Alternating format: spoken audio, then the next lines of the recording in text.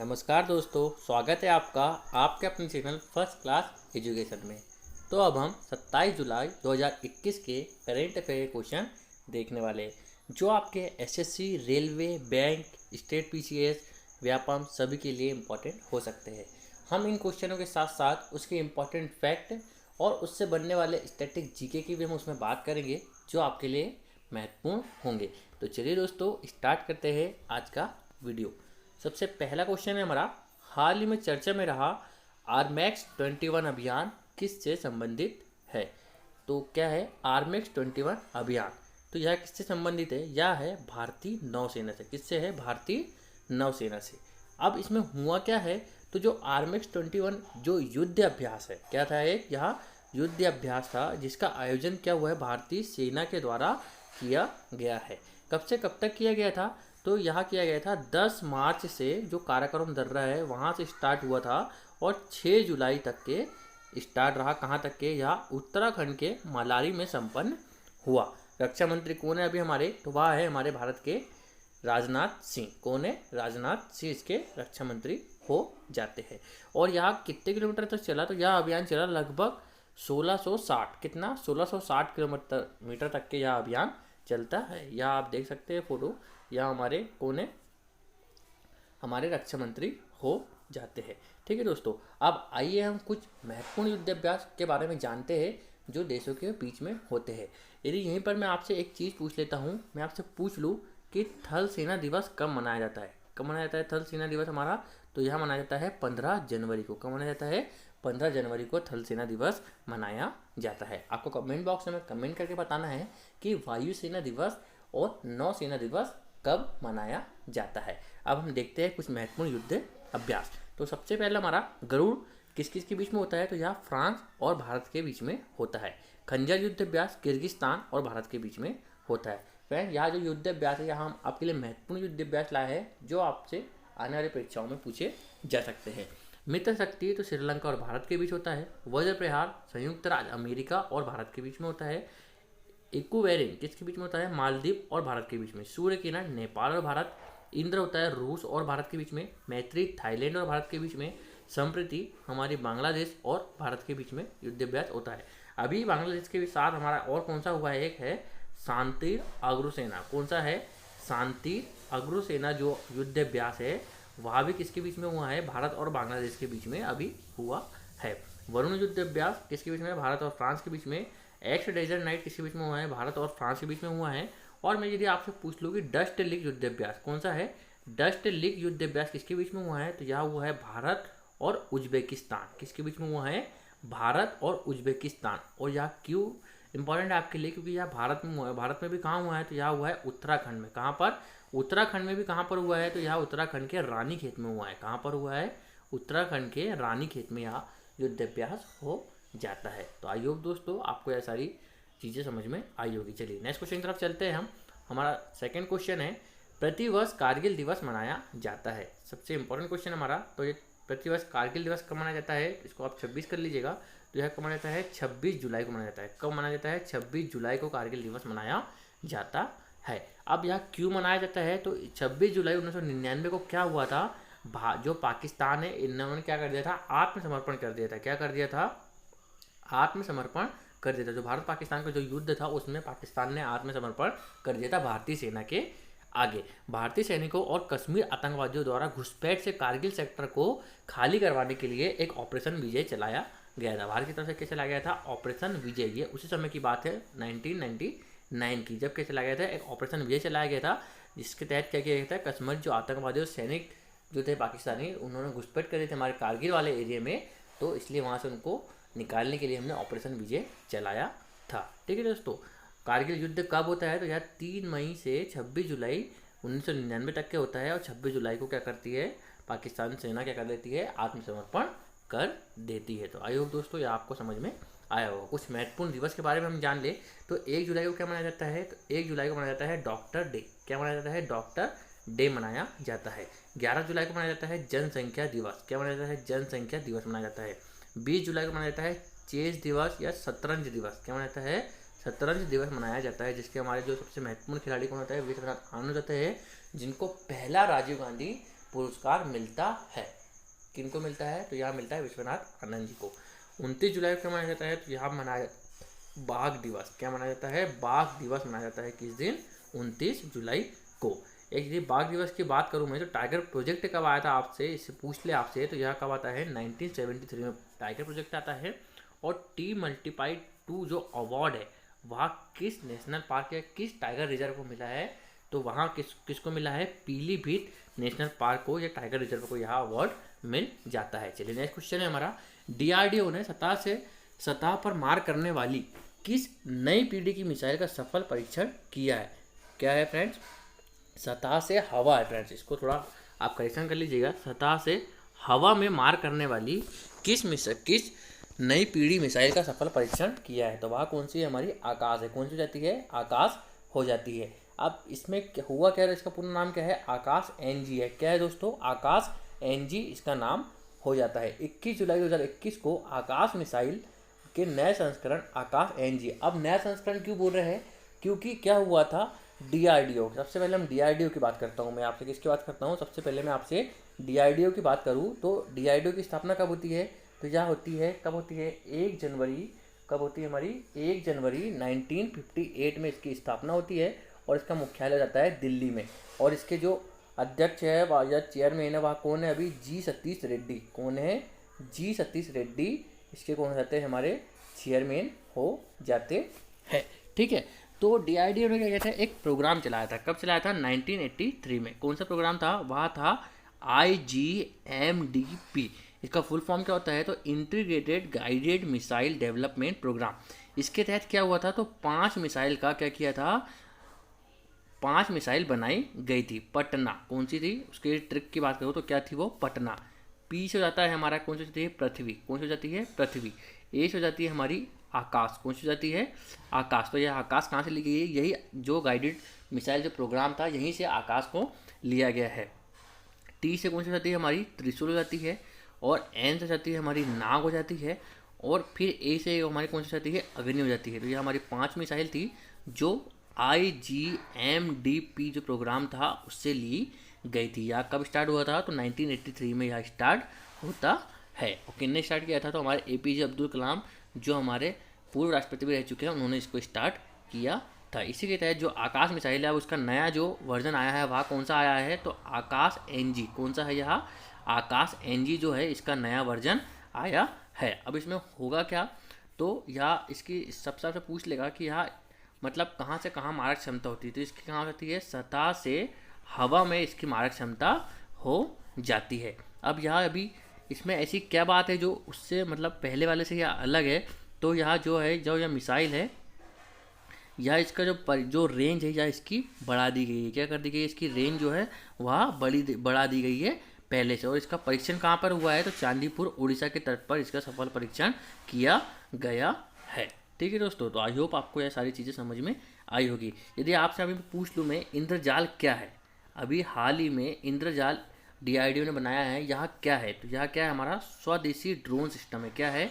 स्वदेशी drone system, drone defence system है। Drone defence system है जो अभी आपने हाल में सुना होगा इजराइल ने आयरन डोम पद्धति इजराइल के पास है। तो उसी के तहत क्या किया गया है? यह इंतजार बनाया गया है स्वदेशी ड्रोन सिस्टम या स्वदेशी ड्रोन डिफेंस सिस्टम। यह क्या करेगा? यह ड्रोन है जो निगरानी रखेगा हमारी सीमाओं पर। यदि मैं आपसे वहीं पूछ लूँ कि पिनाका क्या है?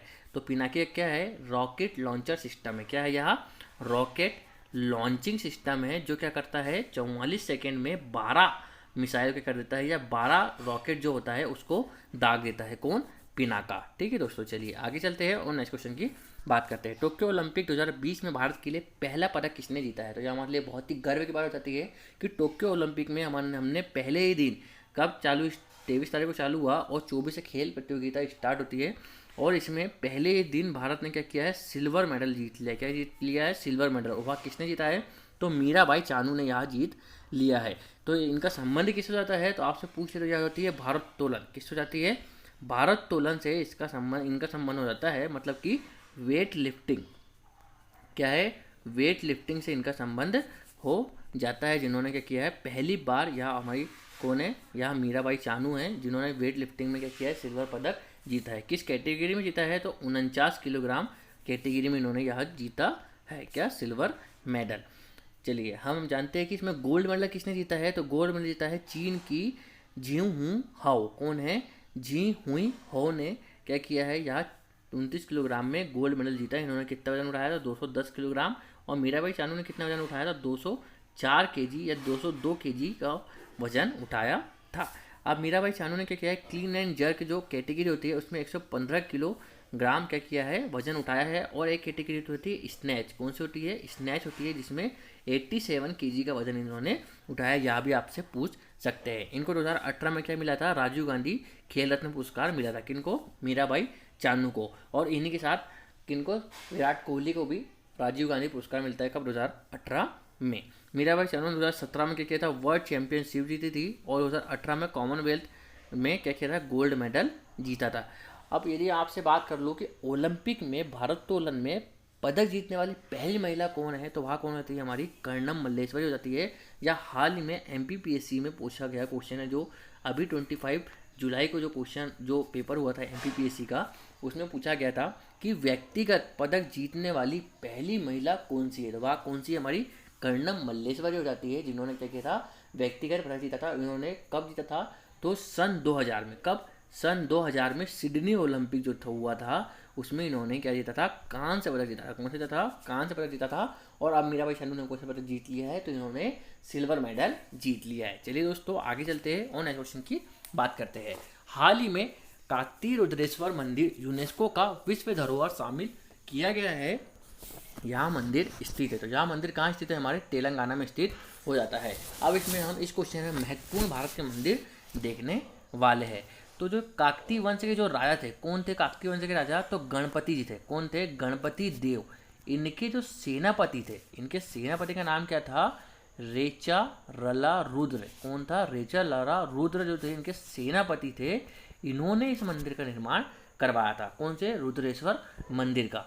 और इसके जो वास्तुकार इनको बनाया किसने था?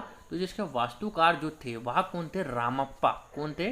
रामप्पा इनके वास्तुकार थे। इन्हीं के नाम पर यह मंदिर रखा गया है। इनको काकतीय रुद्रेश्वर रामप्पा मंदिर भी कहते हैं। तो चलिए दोस्तों कुछ महत्वपूर्ण जानकारी हम इसके बारे में जान लेते हैं। यह मंदिर हो जाता है। और यह अभी क्या किया गया है? हमारे भारत में शामिल किया गया है। हमारे भारत का यहाँ कौन सा धरोहर है? तो क्या 39वां विश्व धरोहर स्थल है हमारे भारत का। इससे पहले कितने थे? तो 38 थे। 25 जुलाई 2021 को यूनेस्को की विश्व धरोहर समिति जो 44 सदस्य था वह स्टार्ट हुआ और इसमें निर्णय लिया गया कि यह भारत की 39वीं साइट होगी। अभी जो विश्व धरोहर का जो अध्यक्ष है वह कौन है? तो वह चीन हो जाता है। कौन होता है?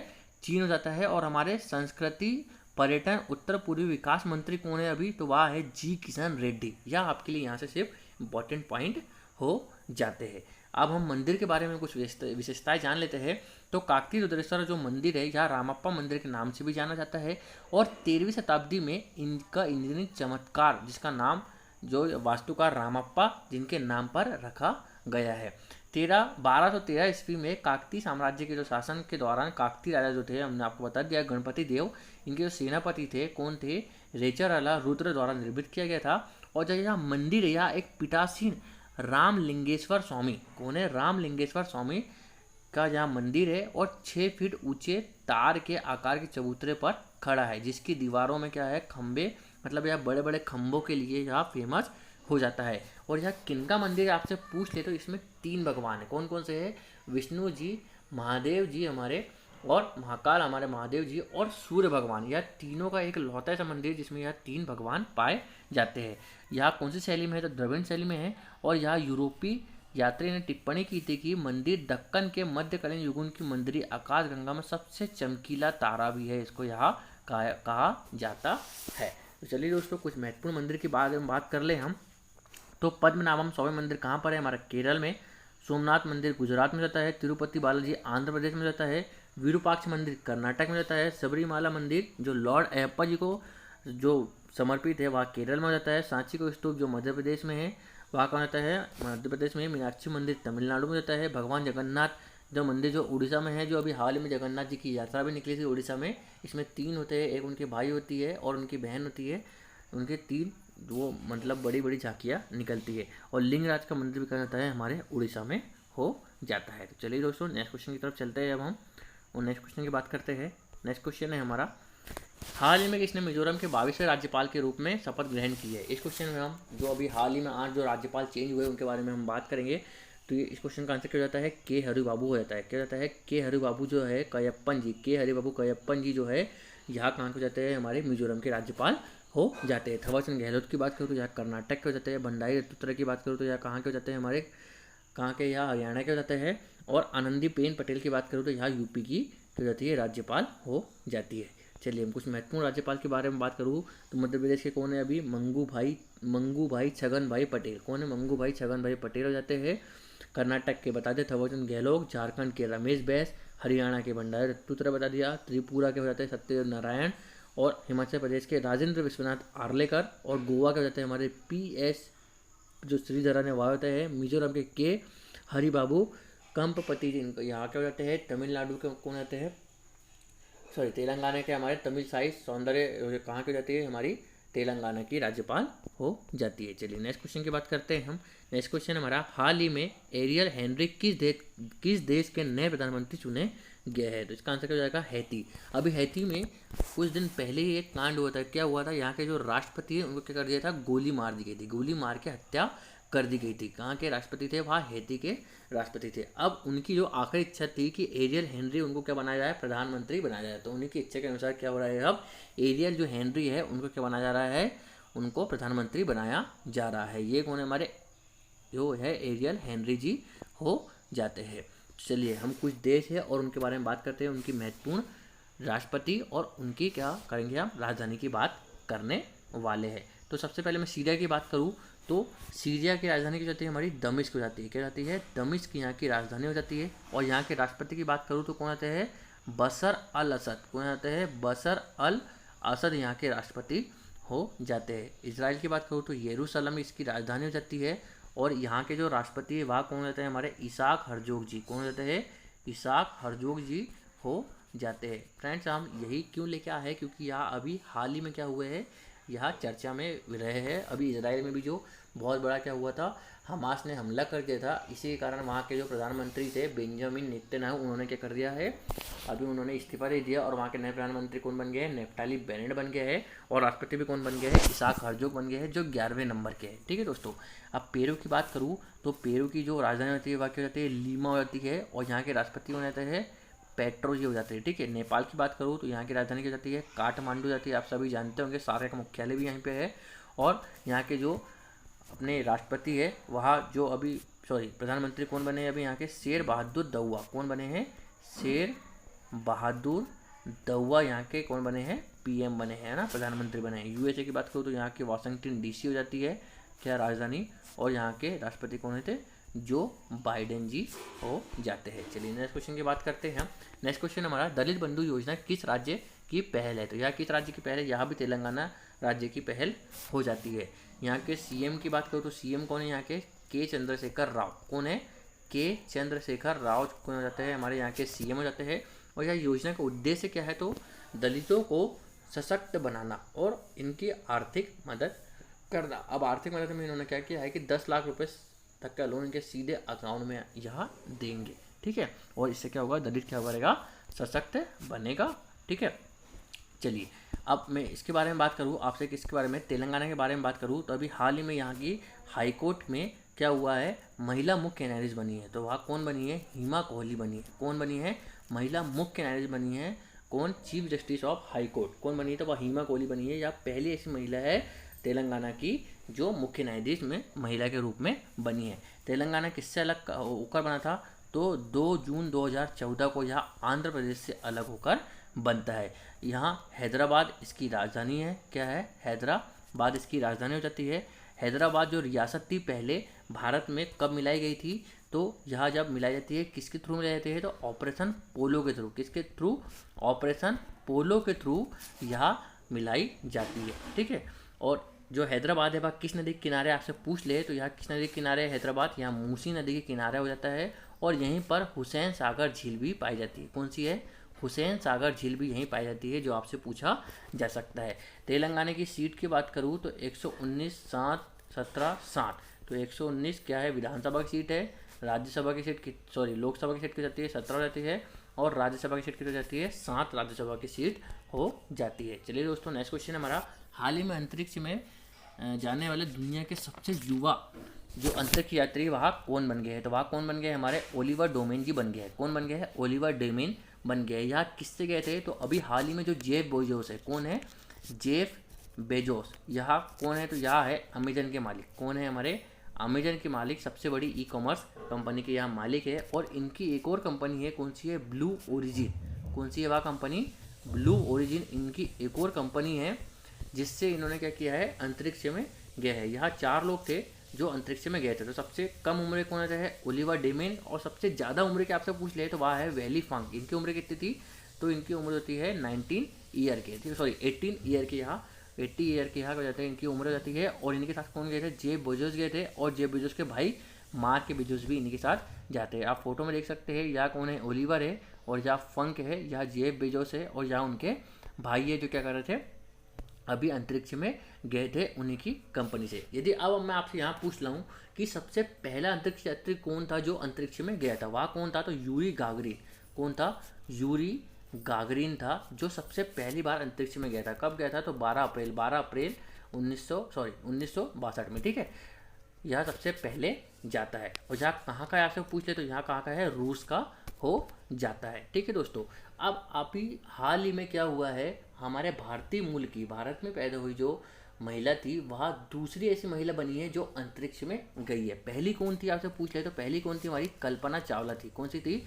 कल्पना चावला जी थी, जो वापस आते समय उनका क्या हो गया था? निधन हो गया था 2003 में। किस रॉकेट से हुआ था? कोलंबिया से इनका निधन हो गया था। वह क्या हो गया था? वापस आते समय ब्लास्ट हो गया, जिससे इनका निधन हो गया था। अब दूसरी महिला कौन बनी है जो गई है अभी? तो वह कौन है? सिरिसा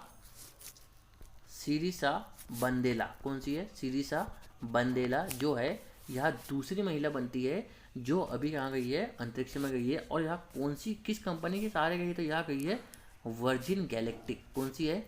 वर्जिन गैलेक्टिक जो कंपनी है, इससे यहाँ कहाँ गई है? अंतरिक्ष में गई है। और भारत की दूसरी महिला, भारतीय मुल्क की यह दूसरी महिला बन गई है जो अंतरिक्ष में गई है। पहले कौन थी? तो वह कल्पना चावला थी। यहाँ भी आपके लिए इंपॉर्टेंट हो जाता है। चलिए दोस्तों, आज का हमारा लास्ट क्वेश्चन है, हाल ही में मिस इंडिया यूएस का खिताब किसने जीता है? तो किसने जीता है? वहाँ वैदेही डोंगरे ने।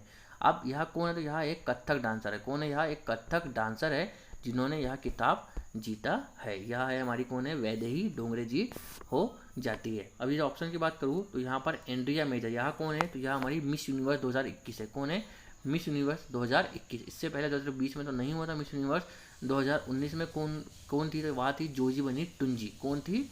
जोजी बनी टुंजी जी 2019 में मिस यूनिवर्स हो जाती है, ठीक है दोस्तों। चलिए, तो आज का जो हमारा सबसे इम्पोर्टेंट क्वेश्चन है आपके लिए कि आप कमेंट बॉक्स में कमेंट करके बताना है कि प्रति वर्ष राष्ट्रीय प्रसारण दिवस कब मनाया जाता है। यह आप कमेंट बॉक्स में कमेंट कर बताना है, ठीक है दोस्तों। तो आई होप आपको यह सारी चीज़ें समझ में आई होगी। आपको हमारे वीडियो पसंद आता है तो इसे ज़्यादा से ज़्यादा लोगों में शेयर कीजिए, हमारे चैनल को सब्सक्राइब कर दीजिए और वीडियो को लाइक कर दीजिए। थैंक यू सो मच दोस्तों।